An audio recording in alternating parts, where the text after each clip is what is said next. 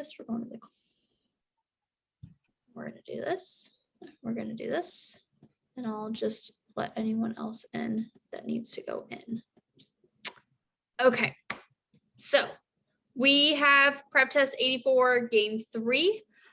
We have an upcoming municipal election. Members of a political party are nominating 4 individuals to run for 3 offices, 1 for the mayor, 1 for treasurer, 2 for councillor. And there are 6 people being considered, which are the variables F, G, H, J, K, and L. I'm going to move that down a little bit. Okay. So basically a way, or this game is a hybrid game, kind of. Yes, like a slight hybrid game. It's an in and out game because we have to figure out who is being selected and who's not being selected, but then we have to go a little bit further and then assign the ones that are selected. So, I mean, it's kind of a hybrid game, I guess you could say, but we're not like ordering. I guess you could say we're grouping, but we're assigning them. So, in this game, because we're doing an in and out, circle slash is the method that we can use. In my opinion, it's a lot easier to use than other methods, and it's a lot more fun. So circle slash is very simple. We have a circle and we have a slash. Our circle means that we're selecting it. The variable is in. Slash means we're not selecting it, meaning the variable is out. And so whenever we have a rule or something like, generally this is kind of what you see in a circle slash game is if this is selected, then this is not selected, something like that. That's when we can apply F is in. That means that we're going to have G out or something like that. So this is kind of the setup that I got. Well, actually, I'll go a little bit further. Move this over here. I'm going to move it a little or go a little bit further because we have to figure out who's in which spot. And so not only are we selecting and not selecting variables, but then we have to go further and we have to figure out who's running for mayor, who's or selected for treasurer, and our 2 councillors. Yeah. So what I'll do is when we're selecting variables, if I know where they're being placed, like the third rule is kind of a good rule to kind of talk about this from. If I know where a variable is being placed or if it's forced to go into a certain place, I'll just write it over here. So like, let's say I select H, let's say it has to go into a mayor spot, or like that's the only place it can go. If I know where a variable is going to go, I'm going to put it in there. If I don't know where the variable is going to go, I'm just going to leave it circled, and then I'll deal with the ordering of them after I've kind of gone through all the rules and circled and slashed everyone. So any questions before we begin? No, so far so good. Yay. Okay, so we're going to start with the first rule, which says if F is one of the nominees, G cannot be one of the nominees. So this is a pretty basic in and out rule. If something is selected, then something else is not selected. So for our first rule, I'll kind of throw it to you. Well, I'll show you guys how to do the circle slash, and then we can talk about the second rule as a group. So if F is one of the nominees, that means that F does not have to be one of the nominees, but it could be selected. That if part is a possibility. And so looking at my diagram right here, my letters, I don't know if F is selected or not. The rule is telling me what happens when it is selected, but my diagram doesn't have it assigned. It's not circled or slashed. F is just kind of a floater right now. So because I don't know where F is, I only have 2 options. It's either in or it's out. So because I only have those 2 options, I'm going to create another diagram directly underneath it. And I'm going to circle one and I'm going to slash one because those are representing my 2 options. Those are my 2 separate worlds. They're now different from one another. I now know where F is. And because I know where F is now, that means that I can figure out where to apply this one rule. Because if F is one of the nominees, if F is selected, that means I can't have G, which means I can automatically slash G out when F is selected. However, in that second world, F is slashed. hate contrapositives. I hate talking about them. So I don't really worry about them. If F is slashed, I don't have to think about a contrapositive or anything like that, or what happens when F is slashed out. I just worry about what the rule is telling me. And the rule is only telling me if F is selected. So because it's not selected, I just don't care. G can do whatever it wants. I don't have to think any harder about it. I just go, well, the rule's not telling me. I'm going to move on. Does anyone have any questions about this rule? Because that's that rule in its entirety. That makes sense. Makes sense. Take a little bit to mull it over. It's a new method. Well, it's not like super new, but I don't see this method kind of talked about a whole lot, so it's somewhat new. But this is what I'm also talking about is F is selected, but I don't really have knowledge about if it's a mayor or if it's a councillor or anything like that. So I'm just going to leave it as is and kind of deal with it later. If there's something that forces me to put F somewhere, I can do that. But at this point, I don't really know. So, right. And that's my first rule. That's how we're doing worlds is we're eliminating these rules so we don't have to think about them anymore. I no longer have to worry about this first rule. I don't have to keep it off to the side up here or write it out or anything like that, because no matter what, I essentially have no way of violating the rule. There's no way that I can violate the rule, which is what our wrong answer choices do. So I don't have to worry about it. All right, let's move on to the next rule, which says if H is a nominee for councillor, J must be a nominee for mayor. What are the initial thoughts about this rule? The rule is really dependent on if who is nominated for councillor. If he's not, it changes the whole thing. What do you mean by it changes the whole thing? You're right. How do I say this? Hang on, let me refer to my diagram. Okay. So I mean, if say who isn't selected for councillor, then J isn't either. Jensen isn't, right? If H isn't selected for the councillor, we don't really know what happens to J. J could be still the mayor. It doesn't mean that J has to be the mayor. Right. So when it comes after that comma, it has to happen. But just because H is not the nominee for the councillor, J can do whatever it wants, basically. Yeah, pretty much. Yes. So what could you said that if H is not a nominee for councillor, what could that look like in the game? Like, what are the options for H for not being a councillor? Does that make sense?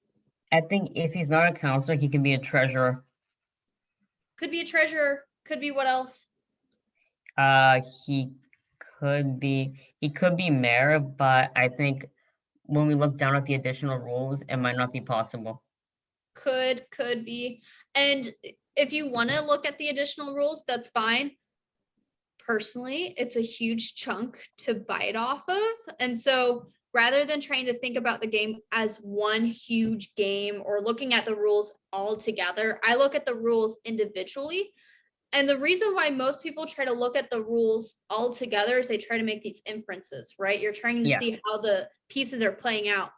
Even though I'm looking at it bit by bit, rule by rule, those big inferences that you're trying to make are just going to happen naturally as I go rule by rule. So as I eliminate these rules, naturally those big inferences are going to happen.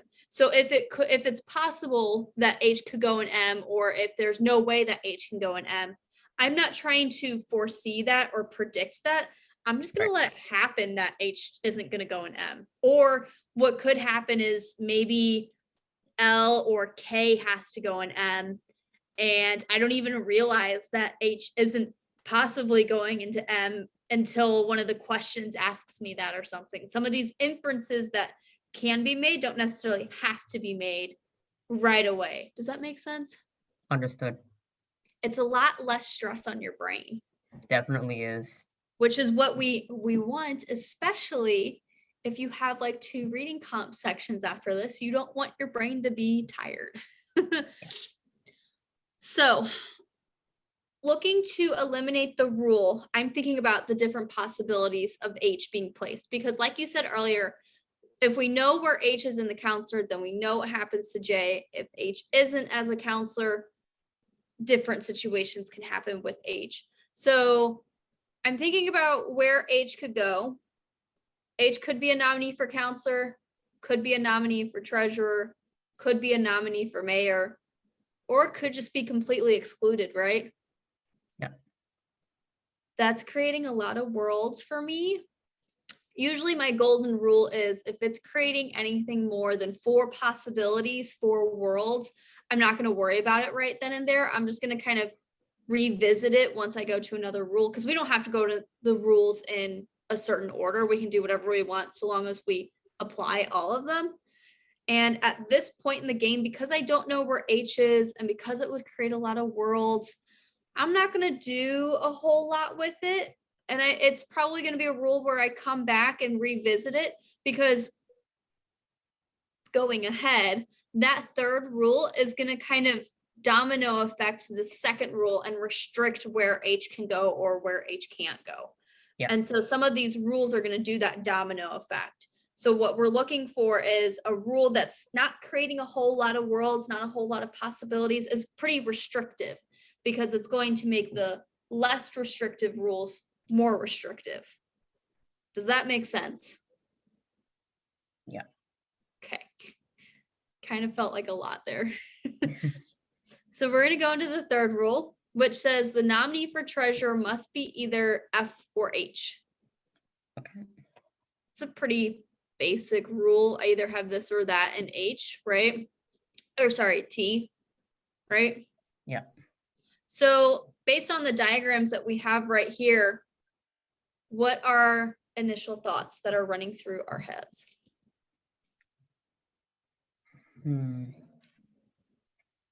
I'm guessing that, sorry, what rule are we looking at again? 3, right? So when I look at 3, what I think is in my head, like what I noted on my diagram was I put F/H on T. Oh, on it. So like something like this. Yeah, exactly. Perfect. Okay. So I'm in the game of trying to get as many variables set in stone as possible. So that way, when I go into my questions, I don't have to do this mental gymnastics. And while this is good, we can go a step further, because if we go, it's either F or H. What can we figure out in that second world where we have F slashed? I guess because F is slashed, we can keep H in. We have to put H in, and it has to go in that treasurer spot, because my only 2 options were F or H. And if F is no longer an option, means I got to put H in there. Yeah. This first world, though, I still have some flexibility because I do have F selected. So who could potentially be in my treasurer spot still? I think both options can be kept in the treasurer spot until we figure out the rest. We could, yeah.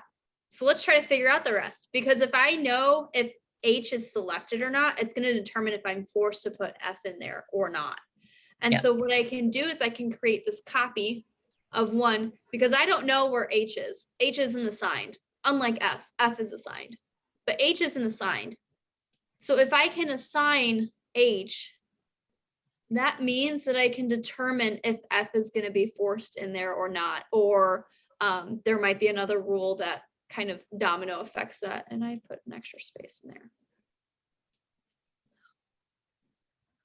So I'm going to create the copy of the first world, because we're breaking it off of that first world. Every time we go into a new rule, what we have previously done basically gets set in stone. I've explained it like the 3 little pigs building their brick house. You build this layer on top of one another, and once you get to like the 4th layer, it becomes really hard to take out that first layer. And that's what I want you to think about these rules as we're building on top of our rules, we can't remove things that we've already done. And so I can't change F, I can't change D. And so when I want to make this alteration to H, I'm going to have to create a copy so I can have it represented both ways, because it's possible that H could be included or H can't be included, right? Yeah. So now that I have my copy of one and I've slashed out H, I've circled H, doesn't matter which one you do, it's the same thing. Now I can figure out who goes there most of the time. Like in this third world, what do we know? In the third world, we know that F is a treasurer. F's our treasurer. And does anything change in the first world? Does anything change in the first world? Or I guess don't think so. Treasurer. Yeah, nothing really changes because Yeah. we can still flip flop between F and H. So we'll keep that there. This is another thing that I really like about circle slash. First off, we've completed this rule. Another thing that I really like about circle slash is it's easy to figure out who you've selected and who you haven't. So like we only have 4 spots, but yet we have 6 players, which means 2 of my players are going to have to be out. In that third world, we've crossed out 2 players, which means in order for this world to stand, in order for it to be valid, the rest of my players have to be involved. See how easy that was? Way easier. Yes. And I mean, I can't really tell a whole lot in 1 and 2 yet because I only have 1 crossed out. But in 3, I know that those are my players. So if I have a rule that's going to mention anything about J, K, and L, it might force those variables to go into play. I'm not having to think about, or I guess I'm not like making it any harder than I have to. Yeah. So for example, let's go in that 4th rule because that actually is exactly what I was talking about. K cannot be a nominee for councillor. So we can't have it be a councillor. What can we infer based off of what we have?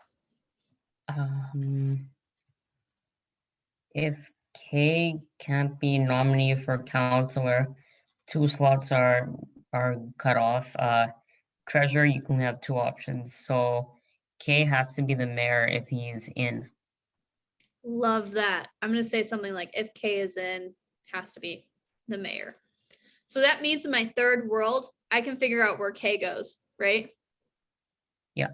Has to be a mayor, which then domino effects into J and K being selected for my, J and L selected for my councillors.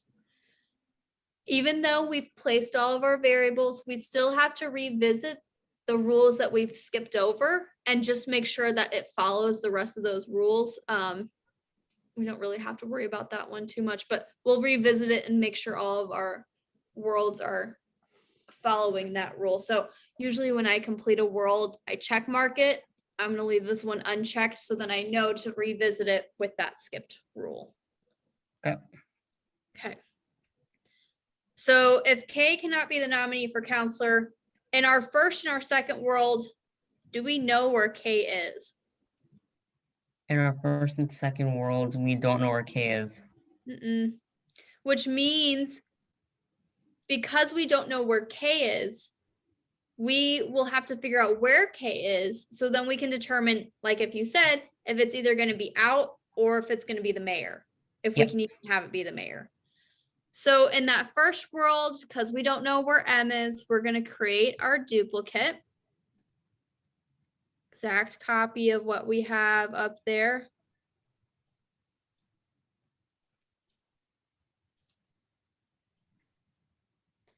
F, H. And in one of them, we're going to circle K, and one of them, we're going to slash K.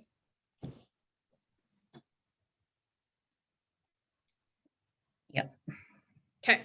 So when K is circled, like our rule says, we can't have it be the councillor, and like we've kind of inferred, means that K has to be mayor. So I'm going to put K in my mayor spot. Is there anything that I can infer in 4? No, world in 4. Anything in 4? I don't think so yet. No, not really. Not where not where K can go or who has to go into certain places. We have to know that we have J and L though, because we have no more players left. G and K are slashed out. Right.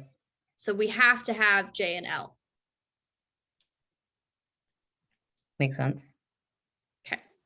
Let's go into world number 2. We're gonna do the same thing. This is what I mean by like the method is pretty repetitive. You do the same thing. It's this part where we're duplicating our worlds that a lot of people forget about. Because you almost automatically want to go, well, I'm selecting K and that's the only option that I have. But we have to remember we have 2 options. And that's why I recommend writing like a key like this so you can remember that you have these 2 options. Yeah. Okay, so in the second world, I don't know where K is, which means I'm going to create that duplicate.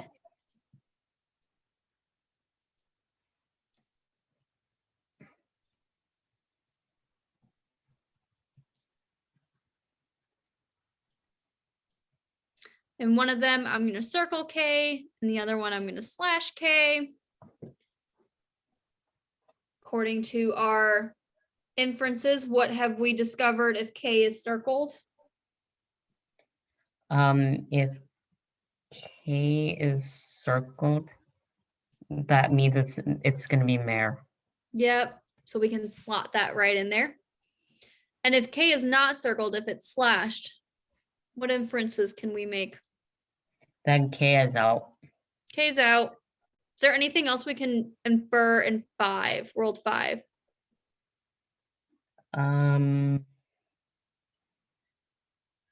We can infer that J could be a councillor. Could it be anything else? It could just be out as well. Yes, why can't it be out? It can be out because the way the rule, I mean, I did use a contrapositive, I guess, when I solved it earlier. That's fine. And I guess from that, what I found out was that if J is not mayor, H can't be councillor. Yeah, that's true. Yeah. Yeah. But right now we know that we have to have J, right? Right. Could J still be the mayor? Oh, I see what you mean. I don't think he can still be the mayor.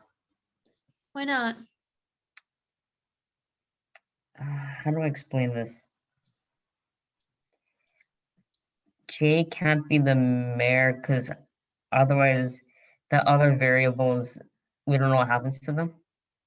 Which is okay. It's okay that we don't know what happens to the other variables. This is what I'm trying to show you why I hate contrapositives. Yeah. I think you're getting mixed up with it because if we know that second rule, we can hop into that second rule because that's pretty much the next thing that we're looking at.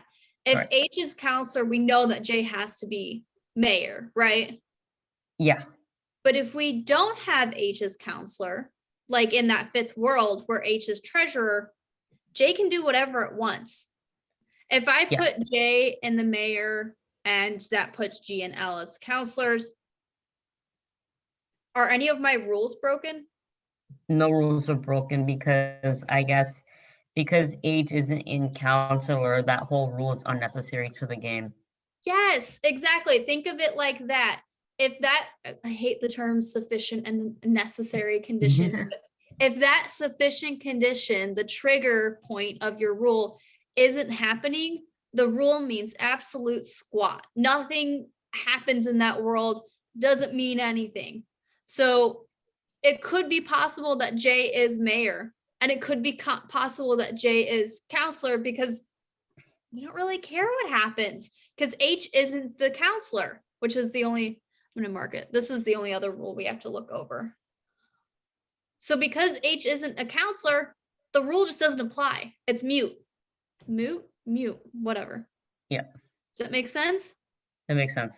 So in that 5th world, because the rule doesn't apply, what I can do is, I'm sure you've seen Power Score go over this. I can count G, J, and L as floaters, meaning they can go in any spot they want to. That makes sense. And we count them as floaters because putting them in any of those spots doesn't violate any of the rules. There's no way I'm going to violate rule 1, 2, 3, or 4. So they're free range. Yeah. And so this world, I am done. I'm going to put a check mark there. You don't have to put check marks if you don't want to, but I like to. All right. So let's go over the rest of our worlds because we have to make sure 1, 2, 3, and 4 follow that second rule still. So if H is a nominee for councillor, J must be the nominee for mayor. Okay. Let's just go bottom up since we were working on that bottom one. Yeah.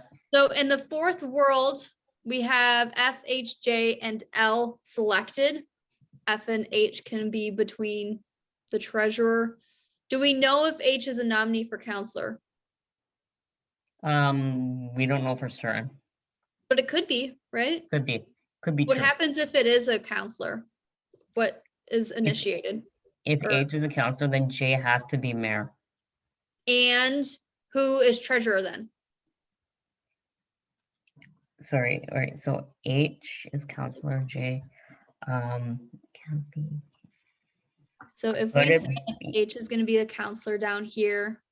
Yeah. You said J is going to have to be the mayor. Or wait, sorry, why do I have H? I didn't mean to do that. I said H is councillor. J is going to be the mayor. Who has to be the treasurer? F has to be the treasurer, Yeah, it's my only other option. and G has to be the councillor. Yeah, or L. L's our other one that we're missing. Oh yeah, sorry. Okay.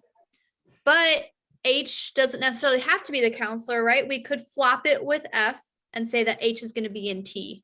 So I've created 2 worlds based on those 2 possibilities. Either F or H is going to go in there. Does that make sense? Yeah.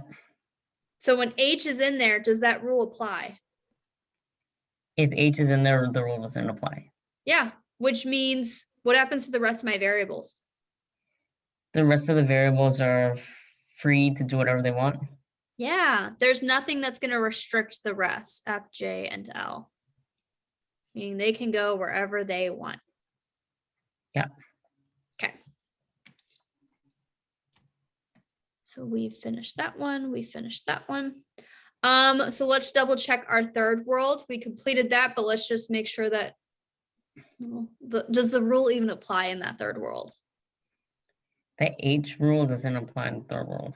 So it's a completed world. We don't have to worry about that H rule. That's going to be the final one. Yeah. What about number 2? Does the H rule apply? Not at all. No. So who do we have left? K and H. We have F, G, J, and L, but we know G and F can't be together. So we're gonna, in that second world, we've eliminated F from being in the world. So we're gonna have G, J, and L be selected. Yeah. And while we're kind of saying it, F and G are kind of flipping between each other. We could have either or. That's essentially what's happening up here. So when Right. you create those worlds, you're splitting them because there's some difference. And I don't necessarily have to worry about flipping anything because it's already naturally happened. Does that make sense? That makes sense. Yay. Okay. So our floaters are G, J, and L. Last world, we have our F and H and treasurer. Could the H rule apply? The H rule will not apply Why not?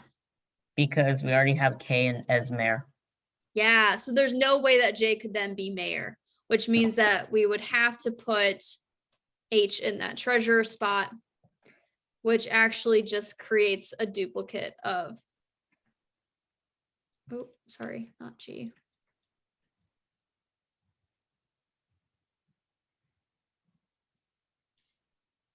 F as counselor, wait, K and H are gonna be in there. We can't have F in the, or H has to be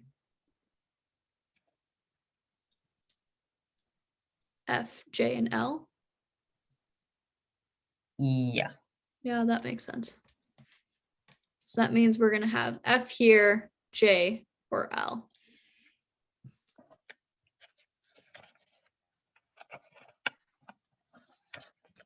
Yeah, that's what I got too. Awesome. Okay. Any questions about this? No, it makes sense. It's a little easier to understand than using contrapositives for sure. Hate contrapositives. I hate them so much. Like your test never asks you in a direct way, like, what is the contrapositive of this? Or what is your sufficient condition? And so I hate how prep companies just decided to come up with these, like, I don't know if they actually came up with them, but like, why do we need to know that? We can think about it just as common sense. The rule's not telling me that H is in treasurer, but the rule's telling me if H is a nominee, that just doesn't add up. So I just don't care. Rather than going, well, I got to think about the contrapositive. I hate that. That's awful. Okay. So that's the setup. These are our diagrams, and this becomes the fun part of looking at the questions, because your questions are going to become so easy now because I've got all the possibilities down here. So if it asks me a question like, if H is in T, what has to happen? I can look at H and see what has to happen, or whatever that may be. So let's go into the questions. Ooh. Okay, pick you up. So the reason why I'm moving the diagram off the screen is because the first question we have is a list question, the question that is usually the first one in all of our games. And it's actually a lot easier to find your answer to the list question by going through the rules and eliminating the ones that are violating your rules. Because you see, we have 6 diagrams over here, which is roughly the average that you'll have like per game. It's a lot more time consuming to try to match A up with one of your diagrams rather than just looking at your rules and going through them.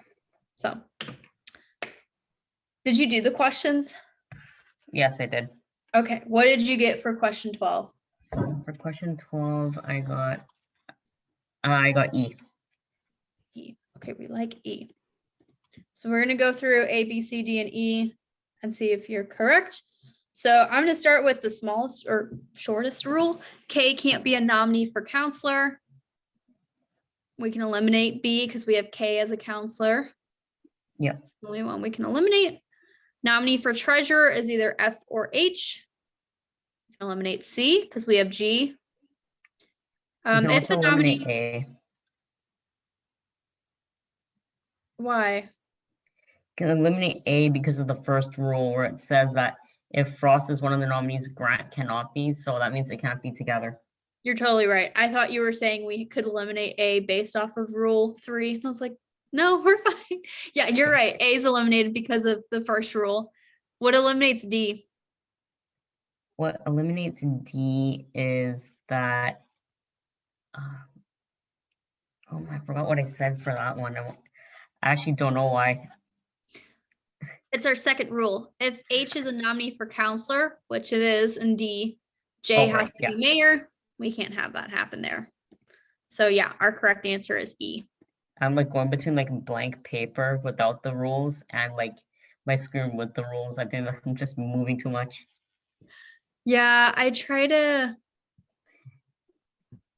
make it as easy as possible. No worries. Okay, so the other thing I wanted to show you is in some cases, if you are not certain about your diagrams or you're not certain about the answer choice, if we have selected the correct answer choice and if we've created our diagrams correctly, we should be able to see E in our diagrams. Yeah. And we do. We see it right here. K, H, F, and we could have L in there. So we do have a correct situation. So that's a good way. Yeah. So it's a good way to make sure that your diagram's correct. But sometimes if you're like between answer choice A and E, and you really are not able to see what the difference is between the two or why one of them is wrong, you can always check your diagrams because if you've done them correctly, your correct answer is going to be there. Yeah. Okay. Next one says, if G is a nominee for a councillor, which one of the following must be true? So this is giving me an if part of my question, which means I'm only restricted to when G is a counselor, which means I'm going to go into my diagrams and see where G is a counselor or could be. So like I can make G happen here. Yeah.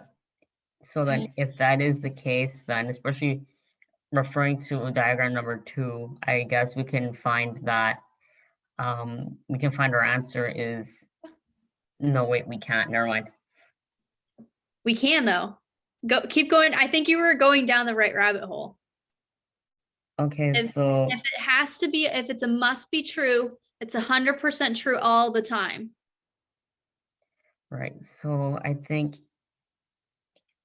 oh, I see. Sorry, I just got the diagram slots mixed up. So I think it would be E is going with the flow I was going with earlier.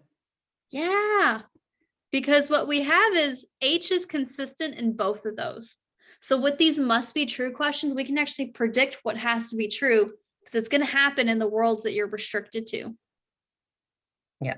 100% of the time, all the time. And so, yeah, this is, those become really easy. So 13, you just did 13 correctly in like less than 10 seconds. Pretty good. Pretty good.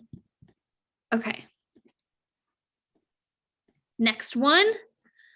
Which one of the following pairs could be the 2 nominees for counselor?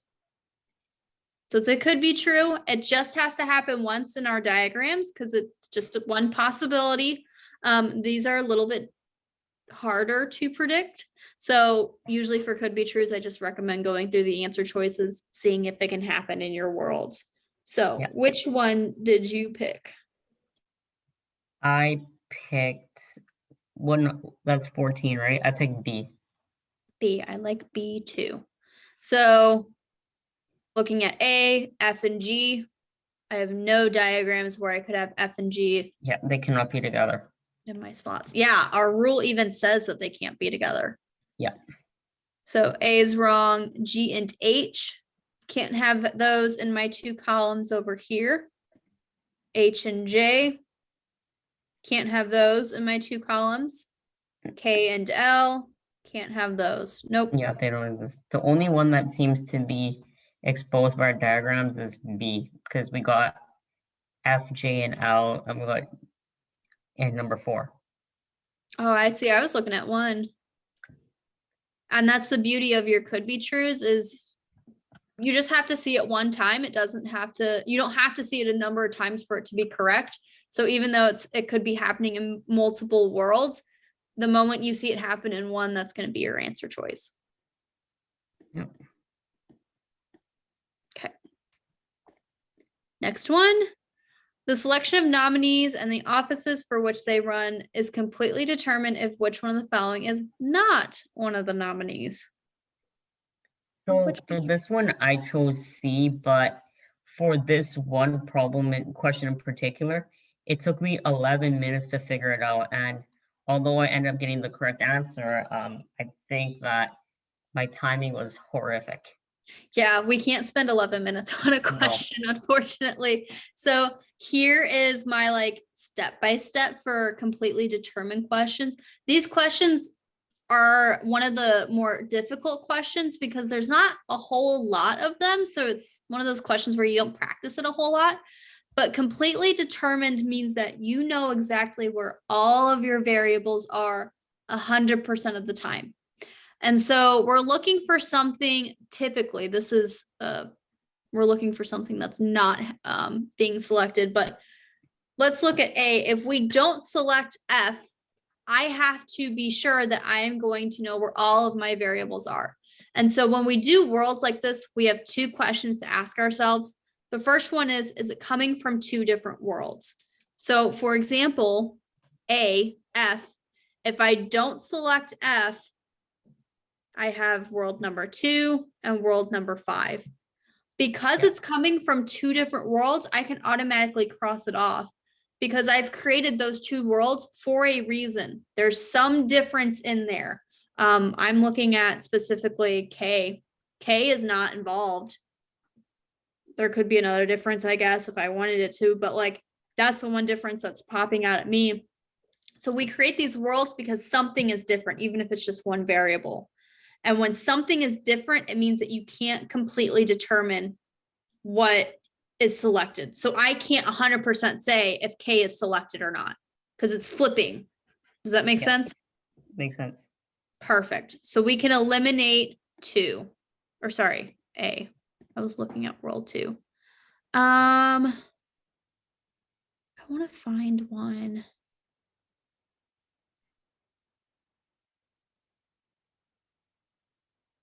Let's look at, yeah, okay, let's go into B because that'll kind of go into my next one. So B is, we're not selecting G. That can happen in 1, can happen in 3, 4. Not selecting G, that could happen in 6 too. So this one, this one, this one, and this one. First off, it's coming from 4 different worlds. I have mixtures within them. K and J are flipping between M. But the reason why I wanted to go over this one is because of this world right here. So even if I was between just one world, my second question to myself is, do you know where all of your variables are? And we don't, because we can flip between J and L in this world. So if I have any floaters in a world that I'm looking at, it's automatically wrong. Yeah. Does that make sense? Because we can't 100% say who is paired with F. It could be J or L. Yeah, because I mean, if I think of this question, it is a must be true question. So the degree of certainty has to be 100%. Yeah, think of it as like a really harsh must be true, like super, super harsh. So we can eliminate B. I'll come back to C. But D, we're looking at if we don't have J, where can that happen? That can happen here. We can select L instead of J. Could happen here. And yeah, number 4 as well, I think. We can have J. Well, we would have to have J in those worlds. So yeah, these are the only 2 worlds. So it's coming from 2 different worlds. And even then, I could still, I don't know who is going to be that counselor, that second counselor. It could be either G or J in there. So we can eliminate D and K. I don't even know where to begin with K, but right off the bat, I'm seeing, oh, come on, pen. I'm seeing 3 different worlds where I have K as M. Yeah. So that is wrong as well. Now, if we look at, oh, come on. If we look at C, if we look at H, if we don't select H, which world are we in? Where does that happen? We're in world number 3 if H isn't selected. It's just coming from one world, which is great, which means we can ask ourselves if we know where all of our variables are. Do you know where all of your variables are? Yeah, we do. We know exactly where they are. Yeah. So even, or let's say we had, I'm gonna keep this color. Let's say J and L flip-flopped. If J and L flip-flopped, oh, that's not a good example because they're the same group. Let's say that F and J flip-flopped, just for purposes of talking about this. If F and J flip-flopped, wouldn't be correct because we don't know who that treasurer is. But because they're all set in stone, we know exactly who our treasurer is, exactly who our mayor is, and who our 2 counselors are.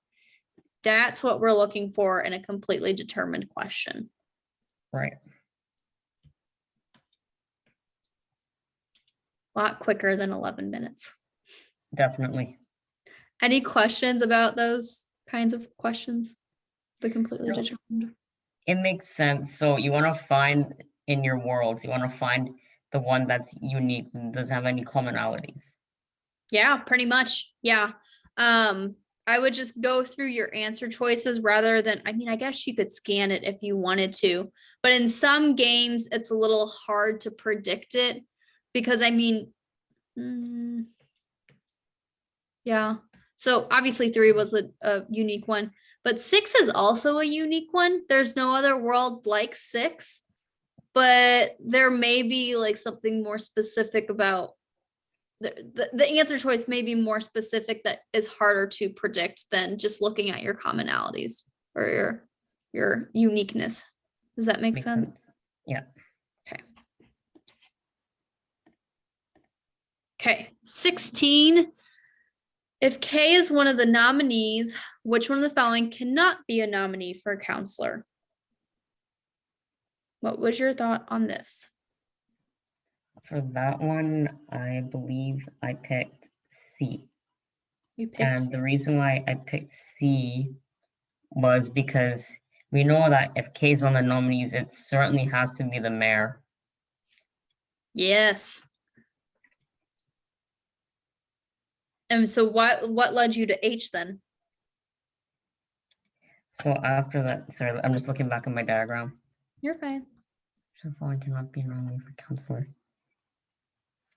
So then I chose, because H is out, I put F in.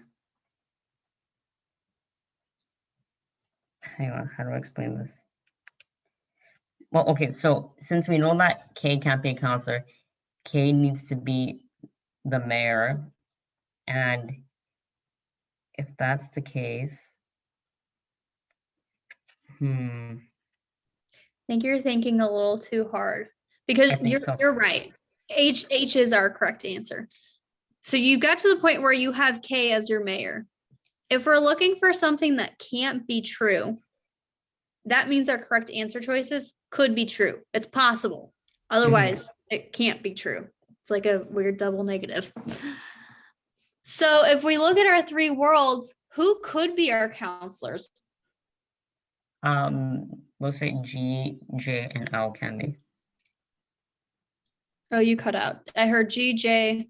And L possibly. L could be. Could F be a counselor?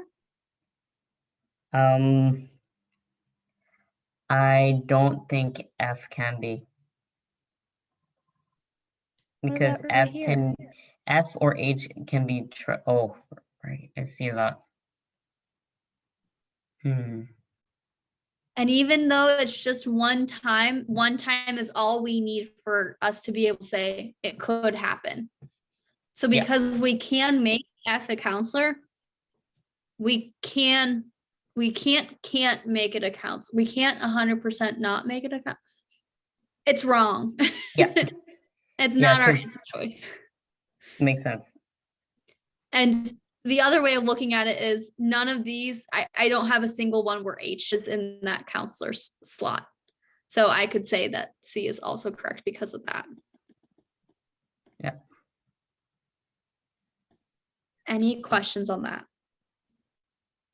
No questions. Awesome. Okay. How did you do on the substitute question? The substitution question, I got E, and I got that in like 52 seconds. Nice. How did you get E?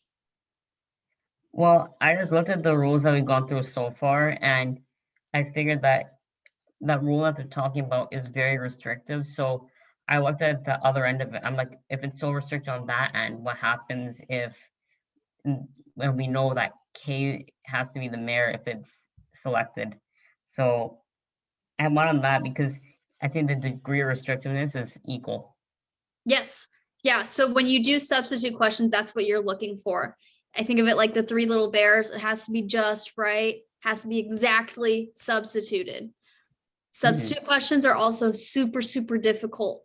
This one you caught on very easily because we kind of talked about it already with our rules. But generally substitute questions are very difficult. And so I always recommend pick an answer choice, move on, because generally it takes a long time for students to go through them. Because you're looking for that same restrictiveness, and sometimes that's not always flashy, like this one is kind of. And so I always say pick an answer choice, move on, unless you can get it in 52 seconds. But for substitute questions, I don't recommend students looking at them until they're getting 21 out of 23 correct, because you're only going to have max 2 substitute questions on there. But substitute questions, there's a method for it. What time is it? I'm not going to get into it right now because we don't have a whole lot of time, but there is like, I do have like a 2-phase kind of situation that I go through. You are correct. E is our correct answer because it's the same restrictiveness. Basically, what we're thinking about is the original rule. What's it forcing to happen? What effect plus our other rules, what effect does it have on the game?